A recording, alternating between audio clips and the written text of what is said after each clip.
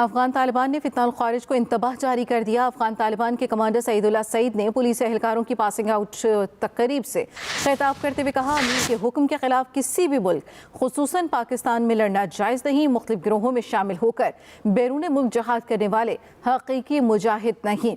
ایک سے دوسری جگہ حملہ کرنے والے افراد کو مجاہد کہنا غلط ہے۔ مزید تفصیل جانے کے اپنے نمائندے خالد محمود سے بتائیے گا۔ خالد، افغان طالبان نے فتنہ الخوارج کو انتباہ جاری کیا ہے، جس میں انہوں نے کہا ہے کہ امیر کے حکم کے خلاف کسی بھی ملک خصوصاً پاکستان میں لڑنا جائز نہیں ہے۔ کمانڈر جو سعید اللہ سعید ہیں، انہوں نے مختلف گروپوں میں شامل ہو کر جو بیرون ملک جہاد کرنے والے حقیقی مجاہد کہلاتے ہیں، انہوں نے کہا کہ ان کا اس سے کوئی تعلق نہیں ہے اور نہ یہ حقیقی مجاہد ہیں۔ ایک جگہ سے دوسری جگہ حملہ کرنے والے افراد کو مجاہد کہنا بھی غلط ہے۔ کمانڈر سعید اللہ نے یہ بھی کہا کہ جہاد کا اعلان یا اجازت دینا صرف ریاستی امیر کا اختیار ہے، کسی گروہ یا فرد کا نہیں ہے۔ انہوں نے کہا کہ اگر ریاستی قیادت پاکستان نہ جانے کا حکم دے چکی ہے تو اس کے باوجود جانا دینی فرائض سے دینی نافرمانی ہے۔